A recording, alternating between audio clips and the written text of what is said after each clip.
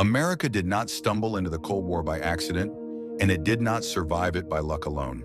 The United States outbuilt, outthought, and out-engineered the most dangerous era in modern history with a level of industrial genius that still feels unreal today. This was the age when American scientists and technicians turned mathematics into radar, turned metal into satellites, and turned distant specks of light in the sky into a warning system that could protect entire cities. While the world slept, American innovation watched the horizon. While dictators trusted fear, the United States trusted systems, discipline, and the belief that preparation could prevent catastrophe. The Cold War was a contest of nerves, but it was also a contest of machines, and America's machines were the finest on earth. Yet in the very heart of that proud technological fortress, on one ordinary night, a single mistake would make it seem as if the end of the world had begun. It happened in the late 1970s, when the tension between the superpowers remained deadly serious even during quieter headlines. Deep inside North America's defense network, at NORAD and the linked command centers that fed information to Washington, men worked shifts that rarely made newspapers, but carried the weight of civilization. They were surrounded by screens, status boards, coded procedures, and phones that could wake the most powerful people on the planet in seconds. The job was to watch for the one thing that could not be allowed to surprise the United States: a sudden, massive nuclear strike. They trained for it endlessly, running simulations so realistic that the only difference between practice and reality was supposed to be a clear label. On this night, that label failed, and the system began to speak in the most terrifying language imaginable. Somewhere in the chain of command, a training scenario, a rehearsal tape designed to test readiness, was introduced into the live warning environment. It was not supposed to happen. It was the kind of error that sounds impossible until you remember that complex systems are built by human hands, and human hands sometimes slip. The screens began to populate with data that looked like the nightmare every defender had trained to recognize. Launch indications, trajectories. The unmistakable pattern of multiple incoming missiles. Not one or two, but a wave. In the fluorescent glow of the operations floor, the atmosphere changed instantly. Voices tightened.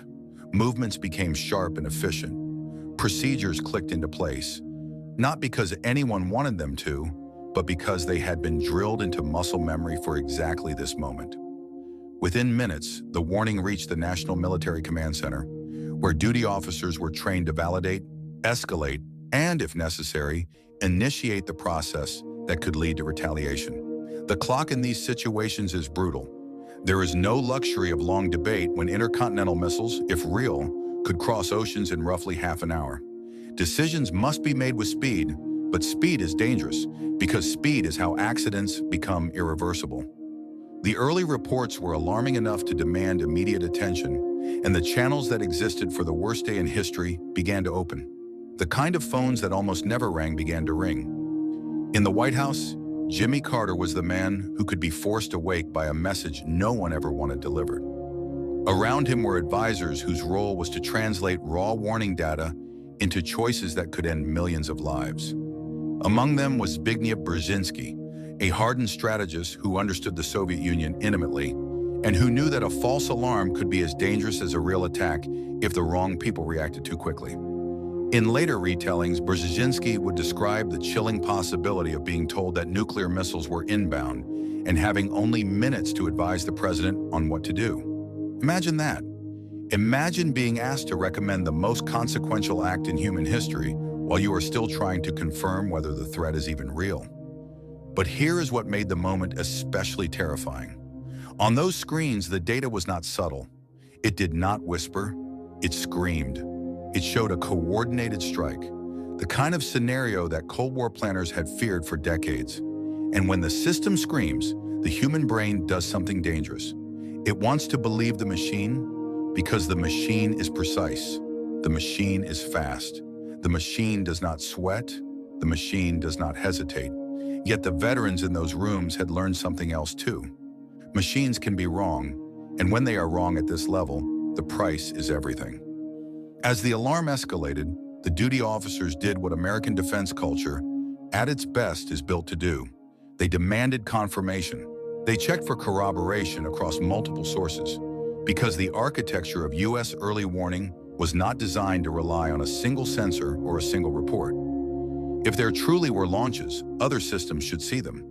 Ground-based radars should begin to pick up incoming objects at the right time. Satellites should confirm heat signatures in the right patterns. Communications intelligence should suggest unusual enemy behavior. The key in these moments is not panic. The key is disciplined skepticism. And that skepticism, calm and procedural, began to slow the rush toward irreversible action. Still, the pressure was relentless. Every minute that passed could be interpreted as a minute wasted if the attack was real, because waiting too long could mean losing the ability to respond. This was the nightmare logic of the Cold War. The very systems built to prevent surprise also pressured leaders to move quickly. And quick movement in nuclear strategy is how the world ends. On the operations floor, people spoke in clipped phrases and codes. Officers relayed updates. Supervisors leaned into screens. Phones connected to higher authority. The nation's vast, brilliant, intimidating defense apparatus was doing exactly what it had been designed to do. And that was precisely what made the situation so frightening. Then the contradictions started to appear.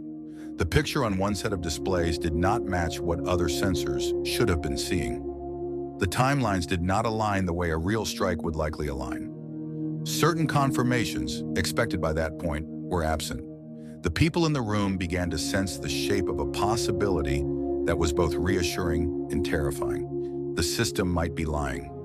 Not intentionally, of course, not maliciously, but lying in the way a machine lies when it is fed the wrong input, when a switch is flipped, when a tape is loaded, when the boundary between drill and reality collapses. The difference between a civilization-ending event and a horrifying mistake was now hanging on the ability of human beings to interpret the gaps. One of the most dramatic parts of this kind of incident is the mental battle inside the decision makers. Even when evidence suggests a false alarm, doubt remains. What if the enemy found a way to hide launches? What if radar is delayed? What if the absence of confirmation is the enemy's cleverness, not the system's failure? In that short window, imagination becomes a threat.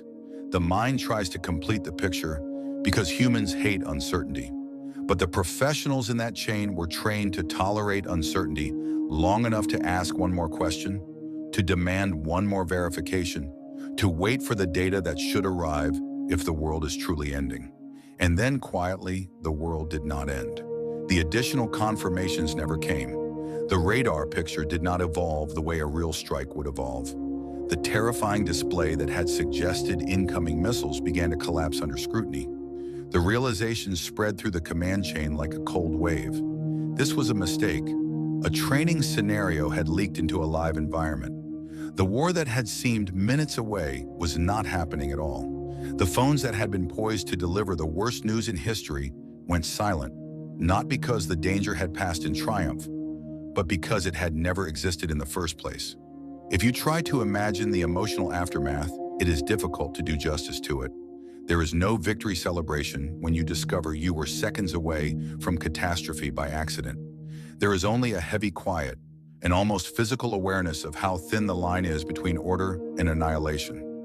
People who worked those shifts carried the knowledge that, for a brief period, America's own warning systems, built with brilliance and patriotism and the desire to protect, had nearly become the spark for the very fire they were meant to prevent. That is not an indictment of American innovation. It is a reminder of the stakes, because the United States built systems powerful enough to shape the fate of the world, and anything that powerful must be handled with humility as well as pride. What makes this story haunting is not just that a machine was wrong, it is that the machine was convincing. In that moment, technology did exactly what it was designed to do. It produced a clear, urgent warning. The danger was not the existence of the system. The danger was the possibility of unquestioning trust. And the reason we are still here is that inside America's defense structure, there were people trained not only to obey procedures, but to verify reality. People who understood that the most important component in any early warning network is not a satellite or a computer, but the human mind that knows when to demand proof.